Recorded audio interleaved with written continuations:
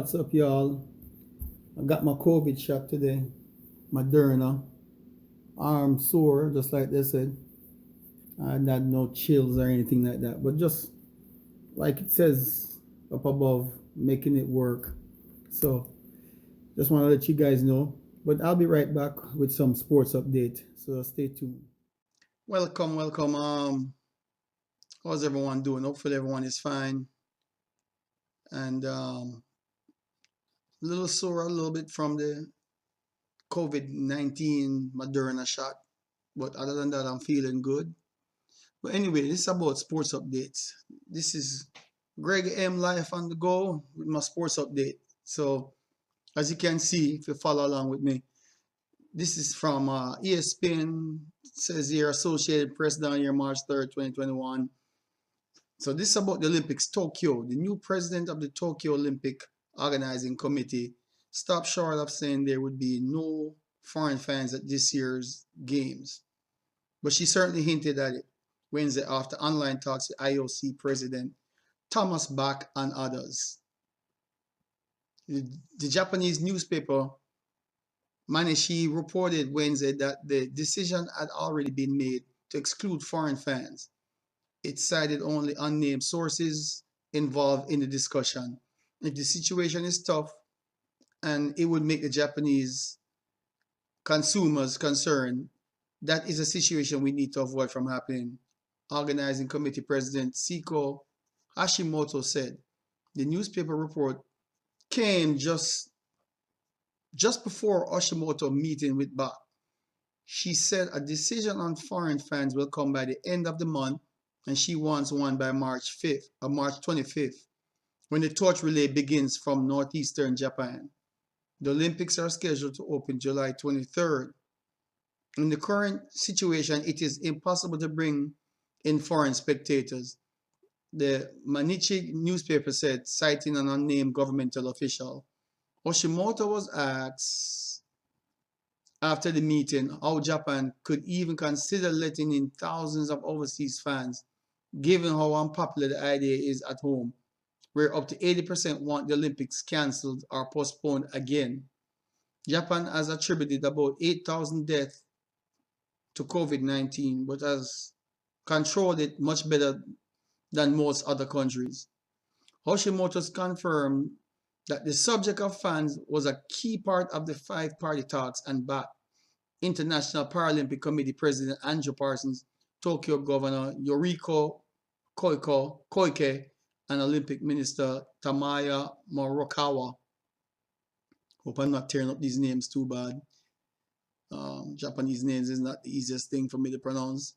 Anyway, Bach hinted at hard choices to be made in comments before the meeting was closed to reporters. We will focus on the essentials, Bach said. That means mainly the competition has to be the clear focus. In respect, we may have to set one or another priority. The exclusion of foreign fans has been almost a foregone conclusion with the games being held during the pandemic. The Japanese public has been openly opposed to the games, and one sticking point has been the risk represented by visitors entering the country.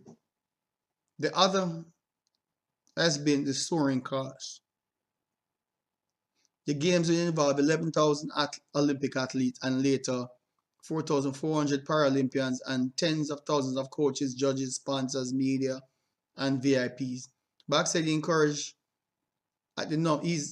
encouraged at the number of national Olympic committees that were getting athletes vaccinated.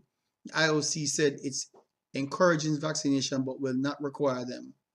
Bach said his hope was to have as many participants as possible arriving vaccinated to Tokyo. There, I can inform you that a considerable number of national Olympic committees has already secured this pre-Tokyo vaccination, Bach said. The general plan is to isolate athletes in the Olympic Village alongside Tokyo Bay, put them in a bubble, when they arrive and until they leave Japan. So, okay, the article is almost finished here. So Hashimoto said the decision at venue capacity will be made at the end of April. She said the zero fans option was not discussed. We need to look at the overall situation before we decide any percentage rates, she said. We believe we will not be upsetted unless citizens feel confident and sufficient countermeasures are taken. Having fewer fans will be costly. The organizing committee has budgeted income of 800 billion from ticket sales. The shortfall will have to be made up by Japanese government entities. Tough one right there. And it goes on, of course. So it's going to be a tough one for the Olympics this year.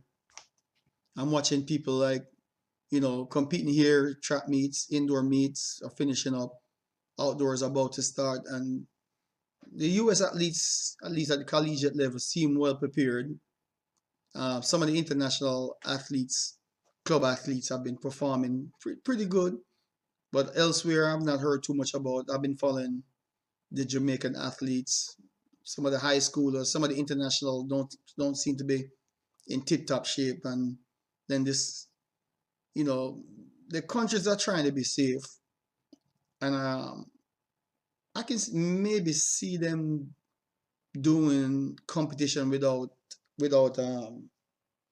fans, but I guess there's a money cost where we're not going to have people um, buying food and item and souvenirs and staying at hotels. They're not going to make that extra income, and then the media is going to be there running the advertising.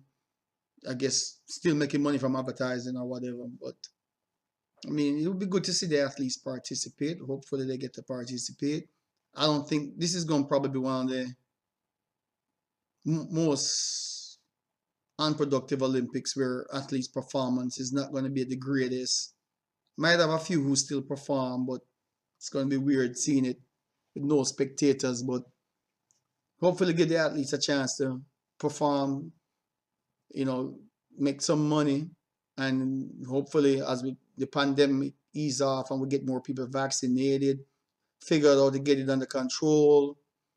Of course, we have to deal with people who don't want to get the shot, and that's probably going to be another problem. Athletes who don't want to get vaccinated, and that's going to be another problem. So you might find some top athletes not even going to be at the Olympics, but it's a tough one. It's already canceled. Let's see what happens. But that's the sports news for now. Until next time.